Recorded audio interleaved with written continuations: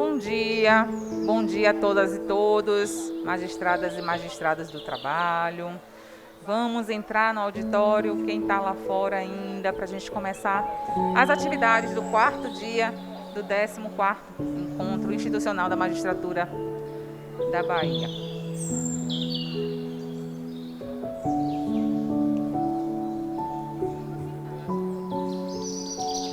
Pedimos a todos sempre que deixem seus telefones celulares no modo silencioso, avião de preferência.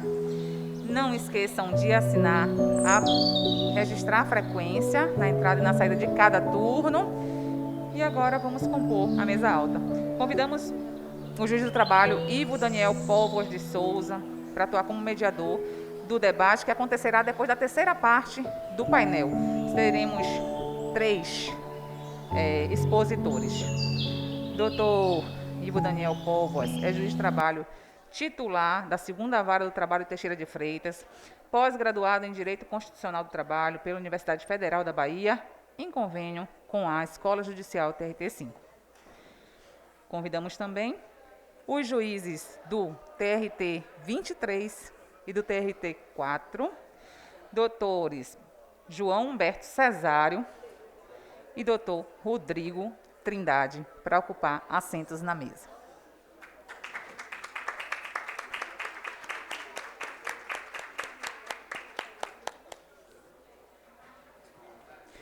Doutor João Humberto Cesário vai discorrer sobre o problema da verdade no processo.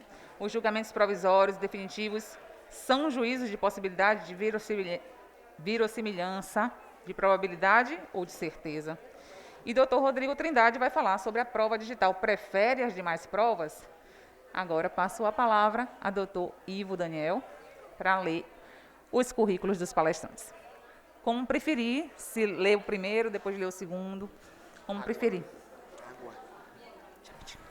Bom dia, colegas, bom dia a todos. Vamos hoje ter um belíssimo panorama sobre provas. Primeiro a falar vai ser o professor João Humberto Cesário, nosso colega, juiz do TRT da 23ª Região. O professor João Humberto é doutor em Função Social do Direito, mestre em Direito Agroambiental, juiz do trabalho, membro do Conselho Acadêmico da Escola Nacional dos Magistrados da Justiça do Trabalho, membro da Comissão Editorial da revista trabalhista Direito e Processo, coordenador acadêmico e professor da pós-graduação em Direito e Processo do Trabalho da Escola Superior da Magistratura Trabalhista do Mato Grosso e autor de diversos livros jurídicos. Professor, é um prazer tê-lo aqui. Tenho certeza que os colegas irão ter belíssimo aprendizado com as suas lições. Vamos em frente. Bom, vamos lá. Eu consigo... Posso por aqui? Eu vou falar sentado mesmo, então. Primeiramente, bom dia a todos. Eu quero, antes de tudo, dizer que é uma honra imensa voltar aqui no TRT da 5ª Região para poder discorrer sobre um tema que eu julgo da máxima importância e com uma plateia altamente qualificada. Eu até brincava ainda agora com a Andréia Ludwig, um pouco antes de começar essa palestra, que eu estou um pouco nervoso, primeiro, porque eu estou, como já disse, diante de uma plateia muito qualificada. Em segundo lugar, porque, a bem da verdade, a última vez que eu falei em público foi em fevereiro de 2020, quando eu defendi minha tese de doutorado. De lá para cá veio a pandemia, eu só dei aulas ou palestras online. É a primeira vez que eu falo, depois de 2 anos. E eu estou até preocupado, será que eu dou conta de fazer isso ainda? Vamos ver, né? Vou fazer o teste aqui. Mas vamos lá, o tempo que a gente tem aqui, ele é um pouco estreito, como deve ser, porque é um evento que tem muita gente qualificada para falar. E já vou, desde logo, começar a abordar a minha temática. Deixa eu dar uma olhada aqui. Boa cedo. O meu tema, como vocês já viram, é o tema relativo ao problema da verdade no processo. E aí eu faço uma indagação, um subtítulo. Os julgamentos provisórios e definitivos são juízos de possibilidade de verossimilhança, de probabilidade ou de certeza. Um título imenso, né? Já quase cobre os 40 minutos da palestra. Mas vamos lá tentar abordá-lo. Então, veja bem, a primeira coisa que eu gostaria de enfatizar é que, veja bem, nós vamos tratar do problema da verdade, e eu enfatizo, sublinho, no processo. Então, não é aqui o meu intento abordar um tema tão complexo de maneira mais ampla, né? Esse tema já é suficientemente árido para nós abordarmos ele no processo, que é o que nos interessa, haja vista que somos profissionais do direito. E para isso, para a gente iniciar e dar o tom aqui da nossa fala, vou fazer uma digressão muito rápida, baseada na doutrina tradicional, que eu sei que já está superada, mas vamos tentar abordar, ainda que rapidamente, esse tema à luz no prisma da doutrina mais tradicional. Então, tradicionalmente, costuma-se dizer, né, que o processo penal, ele está balizado pelo princípio da livre investigação das provas, pelo que o processo penal seria absolutamente comprometido com aquilo que, depois eu quero até discutir com vocês, nós convencionamos chamar de verdade real. Então, o juiz do processo penal, ele deve se empenhar ao máximo, quase que patologicamente nessa visão mais antiga, em buscar a verdade real, que é a única que seria possível de sustentar uma condenação. No máximo, o juiz criminalista ele poderia julgar sobre um prisma formal para absolver o réu naqueles contextos onde incidiria o princípio do indúbio pro réu. Então, de uma maneira tradicional, o processo penal é enxergado dessa maneira. Já a doutrina tradicional, ela nos ensina, e nós juízes do trabalho sabemos desde já que isso é equivocado, que os processos civil e trabalhista também seriam regidos pelo princípio da dispositividade. Ou seja, né, o juiz civilista e o juiz trabalhista ele deve deixar a atividade probatória ao encargo das partes, sem maiores preocupações, como se ele fosse um juiz neutro e inerte, né? Então, ele poderia perfeitamente, né, julgar com base naquilo que nós chamamos de verdade formal ou de verdade ficta. Então, fazendo essa breve recordação, é assim que a doutrina tradicional, nós pegamos ali os tratados de teoria geral do processo mais tradicionais, abordam essa temática. E aí eu quero fazer alguns questionamentos com os senhores, para analisarmos se de fato esses pontos de vista são corretos. Então vamos lá, eu vou começar a fazer aqui alguns questionamentos acerca desse tema. E a primeira questão que eu gostaria de pontuar é que já passa da hora de nós rompermos com a utilização dessa nomenclatura verdade real e verdade ficta, né? Convenhamos, a expressão verdade real é uma expressão redundante. Convenhamos, eu tenho a verdade, eu não preciso dizer que ela é real, a verdade só pode ser real. Então, verdade real, sejamos francos, é uma expressão redundante. Mais ou menos como estabilidade provisória, que é uma contradição, na verdade. E convenhamos, pior ainda, é o termo verdade ficta. O termo verdade ficta é uma contradição em termos. Convenhamos, eu não posso ter uma verdade que é baseada numa ficção. Então, assim, a gente, né, no direito, a gente vai utilizando determinadas expressões, elas vão ficando consagradas, e nós não pensamos muito sobre o que estamos falando, e acabamos por cair no senso comum. Então, a primeira provocação que eu gostaria de fazer é essa. Me parece que está na hora de nós rompermos com essas expressões. Na verdade, o que nos interessa no processo é a verdade, ponto. Mas nem a verdade real e, pior, muito menos a verdade ficta.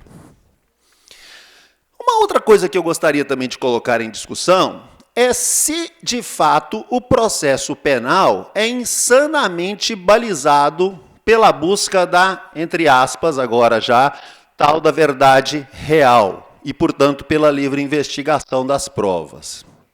Não me parece que essa visão seja correta.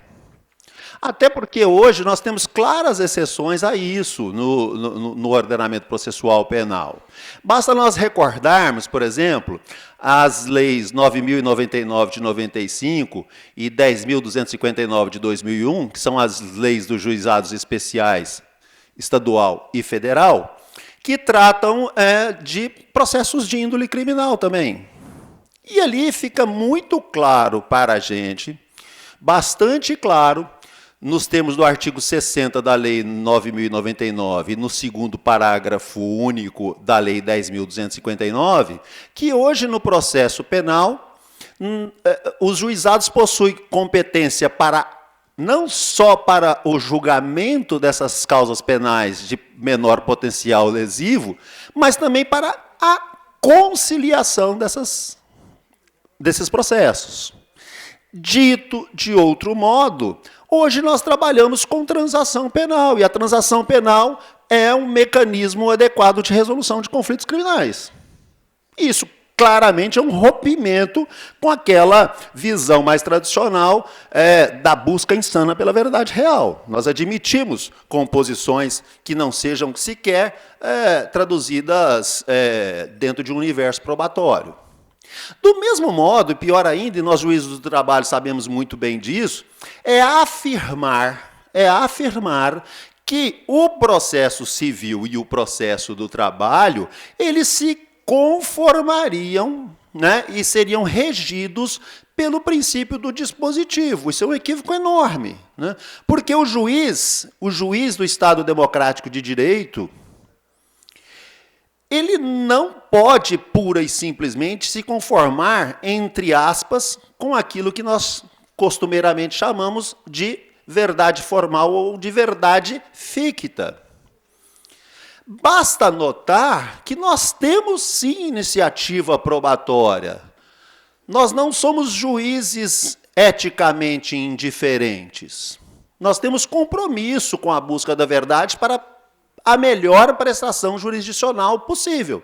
E aqui, basta eu lembrar, eu não sou um juiz positivista propriamente dito, mas basta lembrar o que a lei nos diz. O artigo 370 do Código de Processo Civil fala muito claramente que o juiz pode, a requerimento ou de ofício, determinar as provas necessárias para os julgamentos dos processos que são submetidos à sua apreciação. E nós, juízes do trabalho, sabemos muito claramente que o artigo 765 da CLT nos lembra a toda hora que o juiz do trabalho tem ampla liberdade na direção do processo e velará pelo andamento rápido das causas, podendo determinar qualquer diligência necessária ao esclarecimento deles. Então, não me parece que essa visão de que o processo do trabalho seria regido pelo princípio do dispositivo seria correto. E não custa lembrar que, no âmbito do rito sumaríssimo, o artigo 852-D da CLT acaba, de forma um tanto quanto mais lacônica, por reafirmar aquilo que já está dito lá no 765. E, em termos legislativos ainda, o tempo passa rápido, né? Eu gostaria de lembrar de uma coisa aqui para os senhores, que adveio do Código de Processo Civil de 2015 e que depois foi incorporada ao processo do trabalho quando da malfadada reforma trabalhista. Mas nesse ponto aqui me parece correta a inserção que foi feita na CLT. Né? Vocês poderiam me falar, não, mas o processo do trabalho ele é assim balizado pelo princípio do dispositivo. Tanto é assim que o juiz do trabalho ele pode perfeitamente, né, naqueles contextos onde há a revelia do réu, julgar com base em uma suposta confissão ficta, portanto, numa verdade, entre aspas, ficta. Mas vocês já repararam? Essa é uma regra geral, né? Mas essa regra geral, ela comporta exceções. E nem sempre a revelia induz a confissão ficta. Nós vemos hoje com muita clareza, lá no artigo 345, inciso 4, e 840, do CPC, e 844, parágrafo 4º da CLT, que existe uma série de exceções onde da revelia não emana confissão ficta. Né? Por exemplo, quando você tendo multiplicidade de réus, algum deles contestar a ação, quando o litígio versar sobre direito indisponível, quando a petição inicial não estiver acompanhada de documento que é da substância do ato, e o que é principal, o que eu quero destacar aqui, que é algo que veio à legislação com o novo CPC. O novo CPC é muito claro ao dizer que da revelia não emana a confissão ficta quando os fatos narrados na inicial foram inverossímeis. Isso é uma coisa que a gente não tem notado. Isso não existia no CPC de 73. Foi incorporado no CPC de 2015. E a CLT hoje repete essa regra depois da reforma trabalhista. Olha aqui como que o processo do trabalho não é tão assim mais balizado pelo princípio do dispositivo. Nós temos muita clareza naqueles contextos em que os fatos narrados na inicial não são verossímeis, não haverá margem para incidência da confissão ficta, mesmo no terreno da revelia. E eu tenho aqui até um exemplo que eu posso dar para vocês de uma causa que eu julguei certa vez, inclusive antes do advento do novo CPC, e que pode ilustrar bem isso. Certa vez estava fazendo uma audiência na Vara do Trabalho de Rondonópolis e me deparei com um processo onde havia revelia. E aí, antes de encerrar a instrução, resolvi dar uma olhada na petição inicial e vi o seguinte. Na petição inicial estava narrado que uma determinada trabalhadora trabalhava em um motel e que ela trabalhou 5 anos no motel e que ela nunca tirou férias e nunca teve repouso remunerado. E mais, que ela trabalhava das 8 às 18, sem intervalo, só almoçava rapidamente, e que das 18 às 8 ela não trabalhava, mas ela dormia no motel, aguardando eventuais chamados, como se ela tivesse à disposição. Aí eu parei para pensar para mim e falei, na prática, o que essa petição está me dizendo? Que essa trabalhadora ficou 5 anos sem sair de dentro do motel. Convenhamos, se ela ficou 5 anos, nunca tirou férias, nunca teve repouso, trabalhava das 8 às 18, dormia das 18 às 8, ela ficou 5 anos sem sair de dentro do motel. Eu falei, isso não é verossímil. Não tinha essa regra ainda, mas eu falei, não, vou tomar o depoimento pessoal. Fui lá no 765, né? Tomei o depoimento pessoal, falei, escuta, você trabalhou 5 anos? Não, foram 5 anos. Tirou férias? Não, tirei férias regularmente, todos os anos. Tinha repouso remunerado? Tinha. Qual que era a jornada da senhora? Era uma jornada que dava hora extra, mas nem de longe era a jornada que era narrada na inicial. Aí eu disse para ela, falei, olha, mas aqui na sua petição está narrada outra coisa. Ela me respondeu o seguinte, eu nunca falei isso para minha advogada. Perceberam? Enfim, então o que eu quero enfatizar com isso é que nem o processo penal hoje é insanamente balizado pelo princípio da livre investigação das provas, como tampouco os processos civil e do trabalho são regidos, sem maiores considerações ou problematizações, pelo princípio do dispositivo. O que há é uma nítida confluência entre ambos. Eles estão caminhando para o meio do caminho. Ambos. Eles estão se encontrando. Então, essa é uma primeira questão que eu gostaria de tratar com vocês. Vamos para frente. Agora, uma outra questão que eu quero colocar em debate para vocês, né, é que quando nós usamos lá o tal termo da verdade real, que é um termo, como eu já disse, redundante, né, nós temos a impressão que é possível encontrar a verdade absoluta dentro do processo, a verdade em estado bruto. E eu gostaria de questionar isso com vocês também. Será que, de fato, nós temos condições, processualmente falando, de encontrar no processo a verdade em estado bruto? Eu, e acompanhado por doutrinadores da melhor cepa, como Marinoni, Arenhardt, Tidiero, Eduardo Cambi, tenho a tendência a dizer que que a verdade em estado bruto não é passível de ser encontrada no processo. E eu vou tentar justificar esse meu ponto de vista com vocês, embora eu saiba que ele seja um tanto quanto discutível. A primeira questão que nós temos que ter em mente é o seguinte: o que afinal de contas, está vendo como é que a falta da prática de falar presencialmente nos induz a erros? O quanto que, na verdade, o que na verdade nós provamos no processo? Vocês me dirão, em regra provamos fatos, por exceção provamos o direito. Veja bem, em via de regras, na maior parte das vezes, nós provamos fatos. Mas são fatos que são consubstanciados em narrativas. São fatos que compõem narrativas. E é isso que eu gostaria de enfatizar. E veja bem, me parece que nas sucessivas narrativas que acontecem no processo, a própria descrição dos fatos que nós provaremos, ela tende a ficar distorcida, corrompida. Primeiro porque, vamos supor que eu tenho aqui uma desavença com o Rodrigo Trindade, que jamais ocorreria. Mas vamos supor, por exemplo, nós temos aqui um entreveiro, eu vou compreender essa altercação de acordo com a minha subjetividade e o Rodrigo com a dele. E é possível que tanto a minha subjetividade quanto a do Rodrigo esteja errada. Nós dois tenhamos uma compreensão inexata do que de fato ocorreu. Tentamos resolver o problema aqui juntos, não conseguimos. Temos que judicializar a questão. O que nós vamos fazer? Vamos procurar um advogado. E cada um de nós, a partir da nossa subjetividade, narrará os fatos para o advogado, que as compreenderá a partir também da sua subjetividade. Posteriormente, o advogado vai transportar isso para um texto na petição. E nem sempre a escrita, consegue traduzir adequadamente o que nós estamos pensando.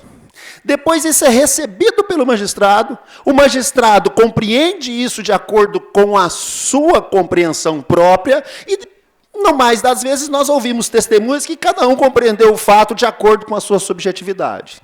E aí eu pergunto, depois de todo esse emaranhado, será que de fato nós vamos conseguir encontrar a verdade real?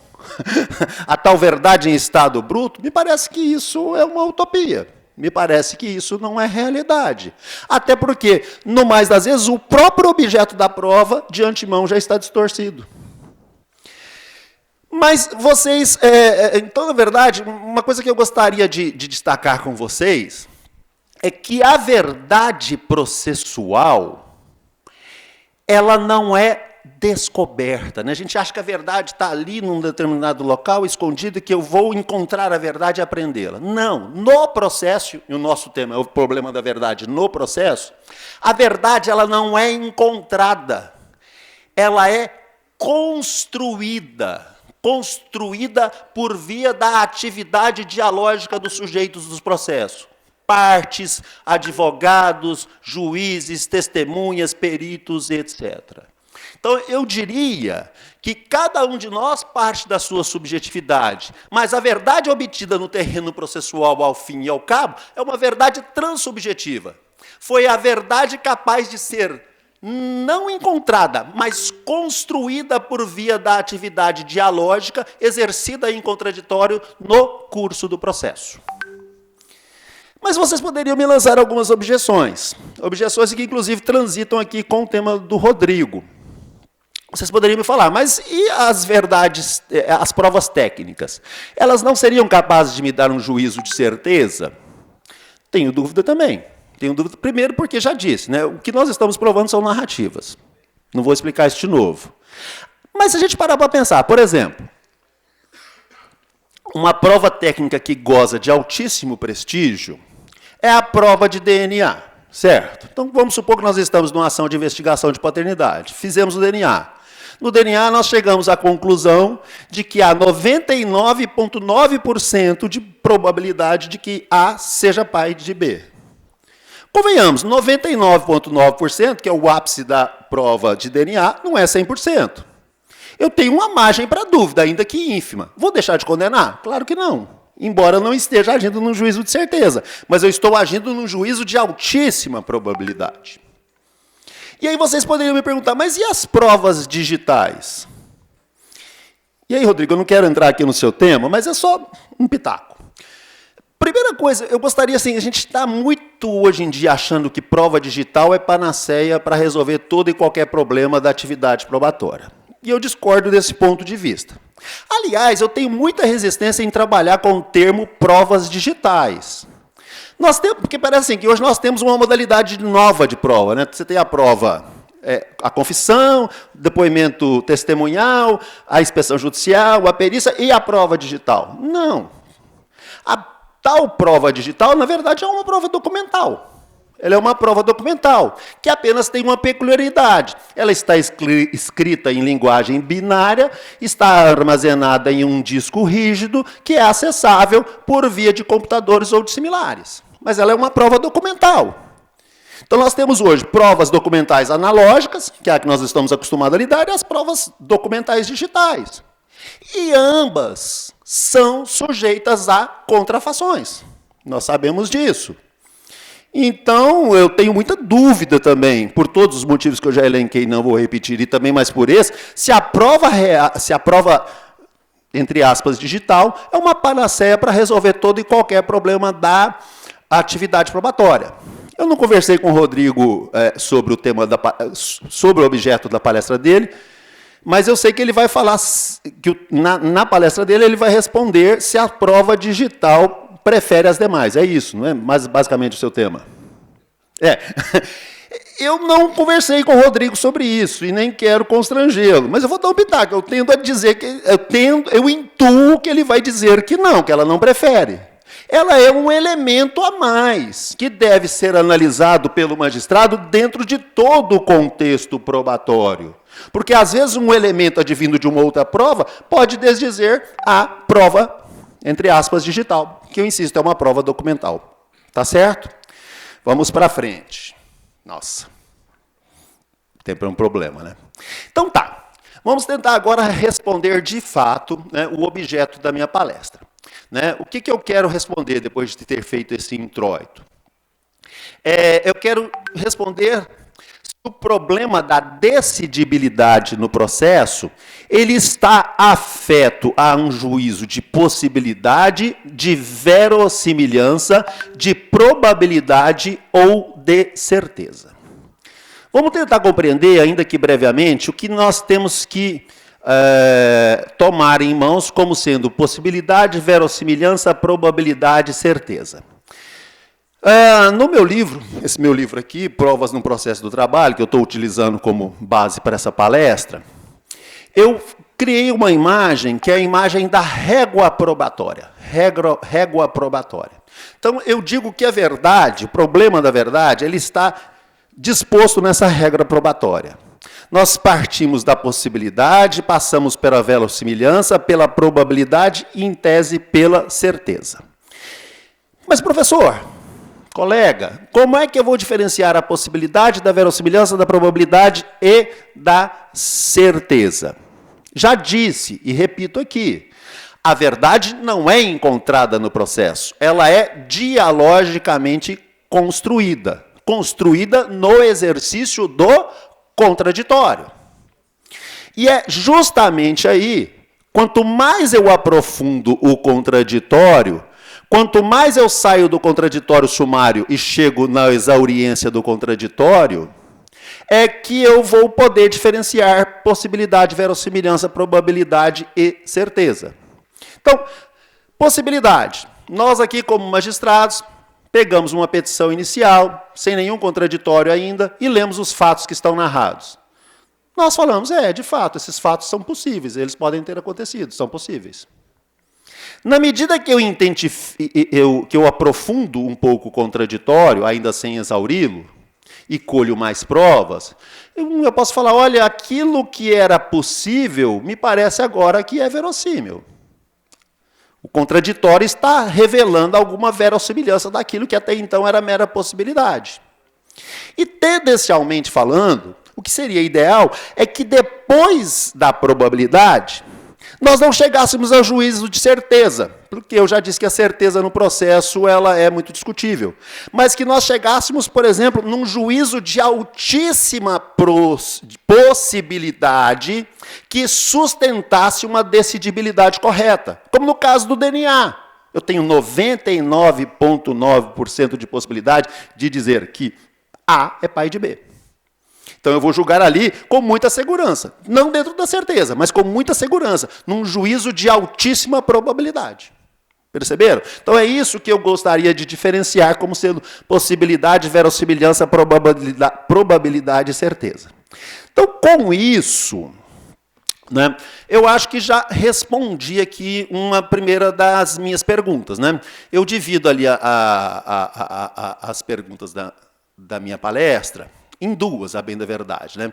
Eu falo sobre os provimentos definitivos e sobre os provimentos provisórios. E pergunto o que me autoriza a decidir no âmbito de um provimento definitivo e no âmbito de um provimento provisório, como no caso das tutelas provisórias de urgência e de evidência.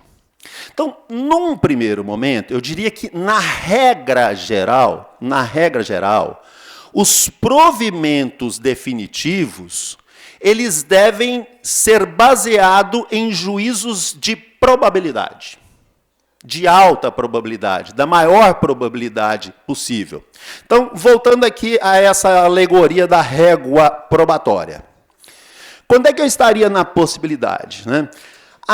Eu gostaria de dizer o seguinte, que a possibilidade, como é que eu atinjo ela? Quando eu me distancio quilometricamente da possibilidade e me aproximo centimetricamente da certeza.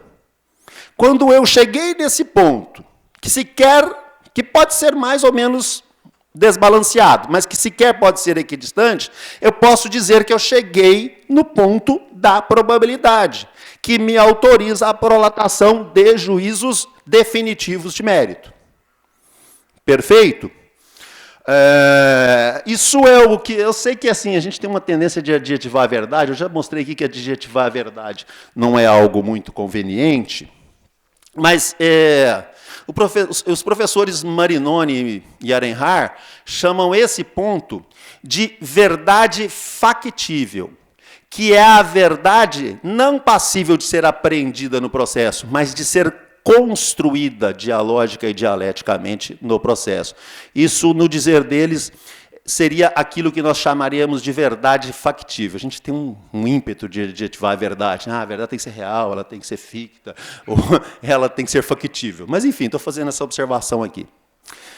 Certo. Mas, já caminhando para o final da palestra, eu percebo que tenho aqui 10 minutos, salvo melhor juízo. Acho que dá para falar tranquilamente em 10 minutos o que eu tenho aqui. Mas há algumas circunstâncias em que eu poderia julgar, com base não em probabilidade, mas em verossimilhança? E eu respondo afirmativamente que sim. Há alguns contextos excepcionais, não em regra, que nós estamos autorizados a decidir, inclusive provimentos definitivos de mérito, com base em juízos de verossimilhança. Deixa eu tentar demonstrar isso aqui para vocês. Veja bem, em que contexto que isso pode ocorrer?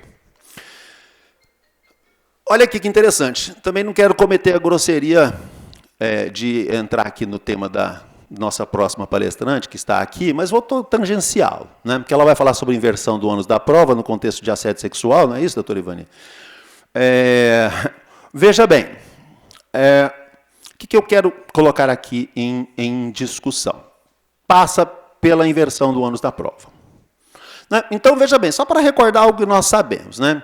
Em que contexto, né, nós estamos autorizados a inverter o ônus da prova? Né? Veja bem, então nós sabemos que o autor prova o fato constitutivo do seu direito. E o réu, se reconhecer o fato constitutivo e outro lhe opuser, que seja impeditivo, modificativo ou extintivo, ele ainda, do ponto de vista estático, atrai para si o ônus da prova. Mas há situações em que eu percebo, por exemplo, que se eu atribuir a prova ao autor e determinar que ele prove o fato constitutivo do seu direito, Eu estou impondo a ele, ainda que eu haja legalmente, de maneira legalmente correta, eu imponho a ele a necessidade de produzir a tal da probácio diabólica. O que é a probácio diabólica? Aquela prova difícil, improvável ou até mesmo impossível. Nesses contextos em que o autor teria uma probácio diabólica pesando sobre seu ombro, e que eu olho para o réu e percebo que ele está apto a produzir a prova, eu posso inverter o ônus da prova. De uma maneira bem geral, é isso que nós fazemos. Mas veja bem, isso é uma questão que está muito clara com o CPC de 2015, que também depois foi incorporada pela CLT. Há contextos em que eu olho para o autor, eu percebo que a prova dele é diabólica e penso, vou inverter o ônus da prova. Mas quando eu lanço o meu olhar sobre o réu, eu chego à conclusão que, se eu inverter o ônus da prova, a ele também estarei atribuindo uma prova que é igualmente diabólica, ou seja, difícil, improvável ou até mesmo impossível. Nessas situações, tanto o CPC de 2015, quando a CLT nos diz hoje em dia, nós não estamos autorizados a fazer pura e simplesmente a inversão do ônus da prova. E aí, que diores? Como é que nós vamos resolver esse impasse? Nós, juízes do trabalho, já resolvemos esse impasse há muito tempo, mas de maneira intuitiva. E aqui, nesse meu livro, eu procurei dar uma resposta teórica para algo que nós já fazemos intuitivamente. E eu fui buscar ali na doutrina alemã uma técnica chamada de técnica de redução do módulo da prova. É uma doutrina que foi desenvolvida na Alemanha e está muito bem assentada na jurisprudência alemã por um professor chamado Gerhard Walter, da Universidade de Heidelberg, e que depois foi incorporada no direito brasileiro por via da obra dos professores Marinoni e Arenhart, e que eu trato aqui no meu livro de provas, e até onde sei, sou o primeiro processualista do trabalho a tratar desse tema no âmbito trabalhista. Há situações em que eu não posso, pura e simplesmente, inverter o ônus da prova, mas eu tenho que dar uma decisão. Como é que eu vou decidir nesse caso? Basicamente, reduzindo as exigências de prova para a formação do convencimento. E eu faço isso em prol daquele que é a parte hipossuficiente da relação de direito material posta em juízo. Por isso que a redução do módulo da prova é muito utilizada no âmbito do direito do consumidor e no âmbito do direito do trabalho. Deveria ser. Professor, mas como é que é isso? Vamos tentar compreender.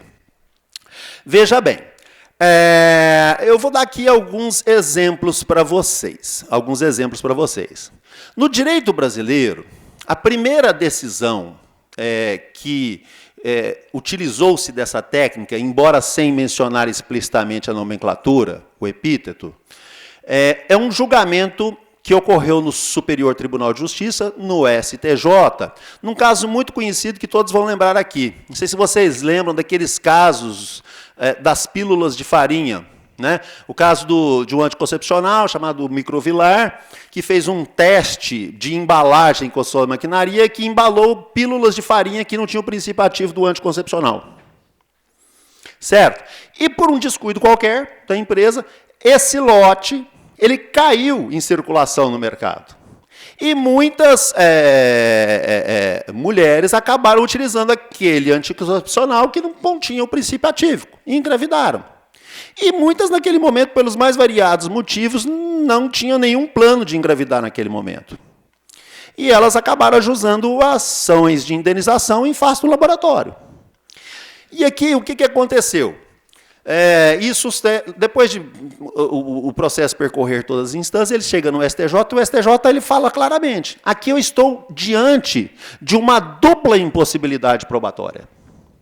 Eu não posso exigir da mulher que ela traga para dentro do processo uma cartela demonstrando que ela comprou aquele anticoncepcional daquele lote que não continha o princípio ativo. Pô, você usa o anticoncepcional, joga a embalagem fora. Joga a nota fora. Esse é um padrão médio. Do mesmo forma, né, Como é que eu inverto o ônus da prova? Como é que o laboratório vai provar que ela não tomou aquele medicamento que não tinha o princípio ativo? Uma dupla impossibilidade probatória. Aí o STJ chegou à conclusão seguinte, analisando a prova que já tinha sido firmada no âmbito do Tribunal de Segundo Grau. Ele não estava reexaminando a prova, mas olhando a conclusão probatória fática do tribunal. Falou, olha, existia prova de que a reclamante, de fato... A reclamante não, a gente está tão viciado. A autora, ela de fato usava aquela marca de anticoncepcional, que ela não tinha a menor intenção de engravidar naquele momento, até porque ela era uma alta executiva e que tinha uma perspectiva de ascensão profissional. Não era o momento.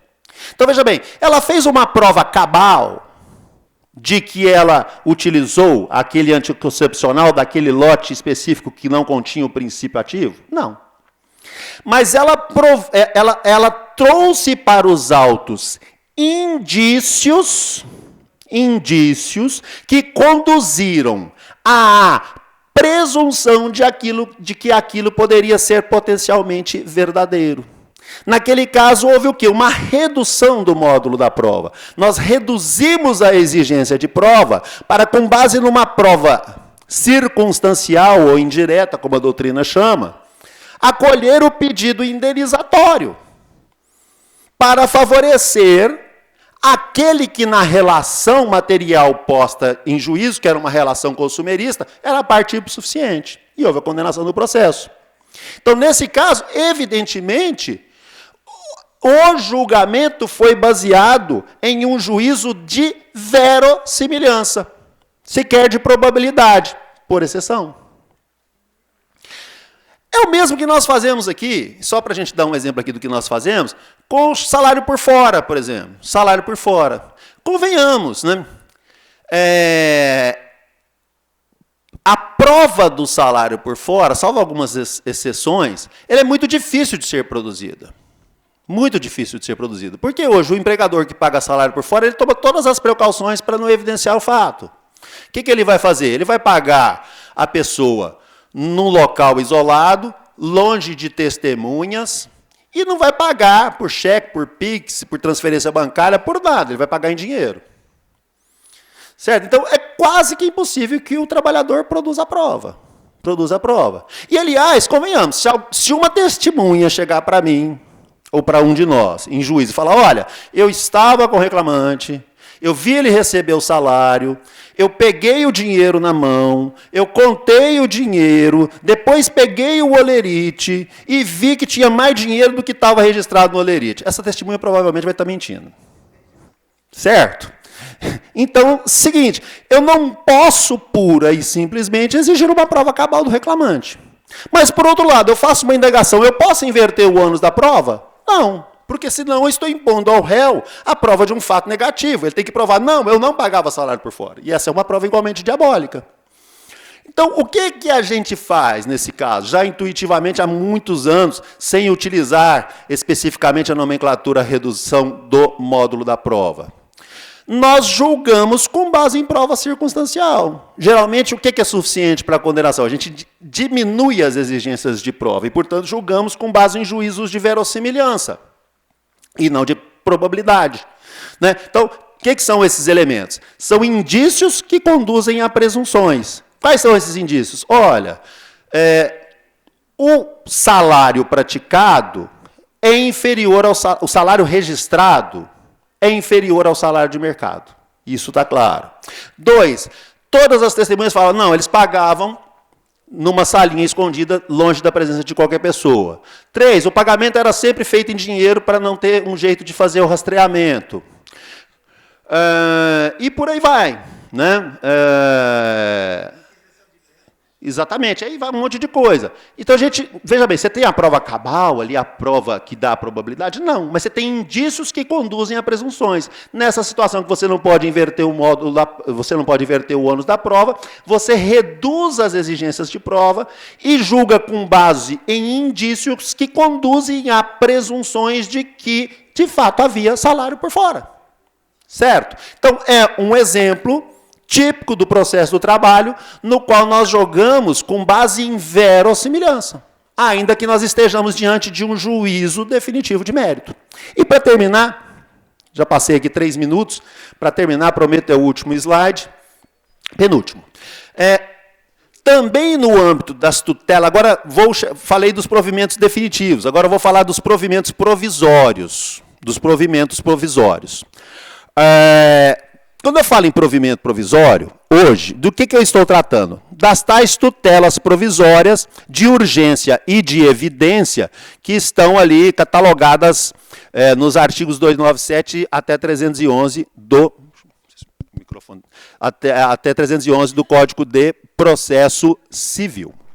E veja bem, vou me ater aqui, já temos pouco tempo, à questão da tutela de urgência, da tutela provisória de urgência.